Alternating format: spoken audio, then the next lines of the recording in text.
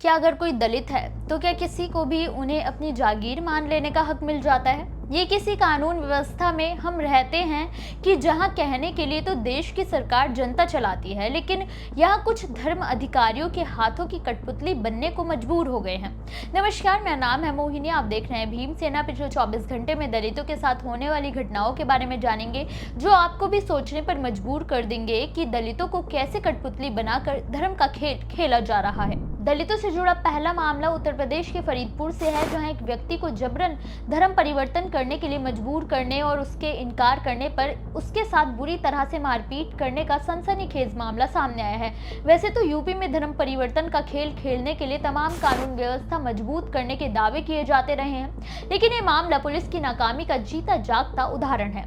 ये मामला फरीदपुर के फरकपुर का है, जहां दलित जाति से आने वाले युवक रवि सागर ने पुलिस को तहरीर दी कि वो टीवीएस बाइक एजेंसी में काम करता है। वहीं पर तौफिक नाम का शख्स भी काम करता था। काम के दौरान दोनों की अच्छी दोस्ती हो गई थी और तौफिक का उसके घर आना जाना होने लगा था। लेकिन 6 महीने पहले तौफिक जानबूझकर अपने धर्म को लेकर बड़ी बड़ी बातें करने लगा। लेकिन जब रवि ने उसकी बातों में दिलचस्पी नहीं दिखाई तो तौफिक ने उसे बरगलाने के लिए इस्लाम में उसे सम्मान की जिंदगी दिलाने और सारी सुख सुविधाएं दिलाने का वादा कर धर्म बदलने को कहा। लेकिन रवि तब भी नहीं माना तो तौफिक ने उसे जाति सूचक गालियां देना शुरू कर दिया। इतना ही नहीं, 12 जुलाई को तौफिक के पूरे परिवार ने उसे धर्म बदलने के लिए दबाव भी बनाया, मगर वो नहीं माना। जिसके बाद 13 जुलाई को तौफिक और उसके पिता ने आकर रवि को बुरी तरह से पीट दिया।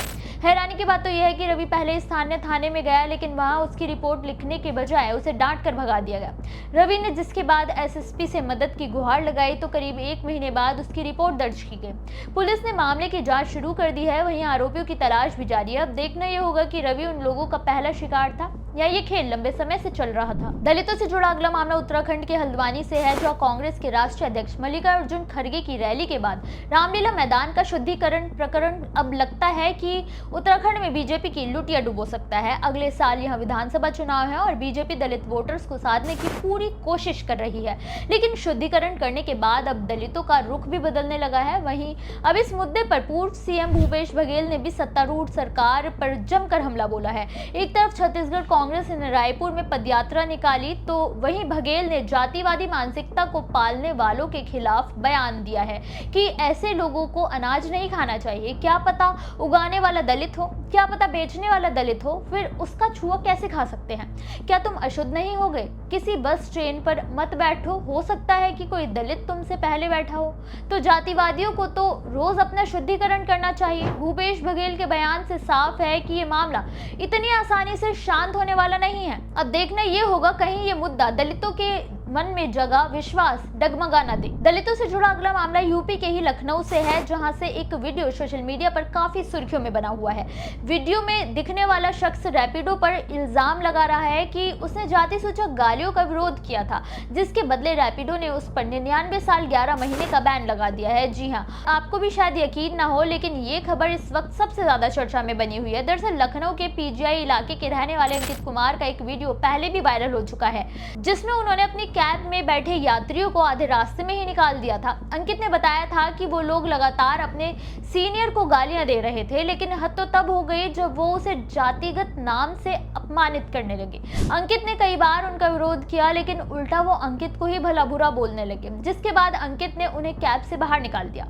लेकिन अब रैपिडो ने बिना अंकित का पक्ष जाने एक तरफा फैसला किया है और उन्हें 99 साल 11 महीनों के लिए बैन कर दिया है, जिसकी जानकारी खुद अंकित ने दी है। लेकिन इससे रैपिडो पर जातिवादी होने का आरोप लगने लगा है और उसके बहिष्कार करने की मांग तेज हो गई है। अब देखना यह होगा कि मामला गरमाने के बाद रैपिडो का क्या रिएक्शन आता है। दलितों से जुड़ा अगला मामला भीम आर्मी चीफ चंद्रशेखर आजाद को लेकर है, जिन्होंने सरकार के खिलाफ ऐलान कर दिया है कि दलितों के बच्चों को हक दिलाने के लिए उन्हें राजनीति छोड़कर अगर धरने पर बैठना पड़े तो भी वो पीछे नहीं हटने वाले हैं। दरअसल यूपी के अंबेडकर नगर, कन्नौज, जालौन और सहारनपुर के राजकीय मेडिकल कॉलेजों में एससीपी और टीएसपी के तहत एससी एसटी के बच्चों को 70% विशेष आरक्षण देने की अपील को हाईकोर्ट ने रद्द कर दिया है, जिसे लेकर आजाद ने कहा कि कोर्ट के इस फैसले से SC/ST से आने वाले गरीब वंचित बच्चों को सबसे ज्यादा नुकसान हो रहा है। उन्होंने राज्य सरकार से अपील की है कि वो इस मामले में कोई फैसला करे, नहीं तो लखनऊ में प्रदेश स्तरीय आंदोलन होगा। आजाद ने सीधे तौर पर कहा कि वो अपने बच्चों का अधिकार छीनते नहीं देख सकते हैं, इसीलिए सरकार को SC/ST बच्चों के बारे में सोचना चाहिए। चुनावों से पहले सरकार और कोर्ट की अनदेखी कहीं चुनावों के परिणाम पर असर न डाल दे। दलितों से जुड़ा अगला मामला राजस्थान के अलवर से है, जहां झूठे आरोपों को लगाकर दलित जाति से आने वाले शुभम मीणा को पहले तो सिविल ड्रेस में पुलिस वाले उठाकर ले गए और अब उसका कुछ पता नहीं चल रहा है। इस मामले में पीड़ित परिवार की स्थिति खराब होने के बाद ट्राइबल आर्मी के कार्यकर्ता हंसराज मीणा ने सोशल मीडिया पर पुलिस की कार्रवाई के खिलाफ आवाज उठाई है। मीणा ने बताया कि 15 अगस्त को गृह मंत्री अमित शाह के दौरे से पहले 14 अगस्त को शुभम को कुछ पुलिस वाले पूछताछ के लिए ले गए थे, लेकिन हैरानी की बात तो यह है कि इतने दिन बीतने के बाद भी पीड़ित परिवार को उसकी कोई जानकारी नहीं है। इतना ही नहीं, परिजनों को ये तक नहीं पता है कि शुभम को क्यों गिरफ्तार किया गया है, अलवर के किस थाने में उसे रखा गया है, वो किस हाल में है, उसकी कोई जानकारी पुलिस ने नहीं दी है, जिससे घर वालों का शक बढ़ गया है कि उनके बच्चे के साथ कोई अनहोनी हो गई है। राजस्थान की कानून व्यवस्था पर फिर से सवाल उठने लगे हैं। क्या दलितों के साथ इस तरह की हरकत करना इतना आसान है, जहां ना कानून व्यवस्था का डर है और ना ही न्यायपालिका का? अब देखना यह होगा कि इस मामले में पुलिस का क्या बयान सामने आता है। दलितों से जुड़ी इन खबरों पर आपकी क्या राय है, कमेंट बॉक्स में जरूर बताएं।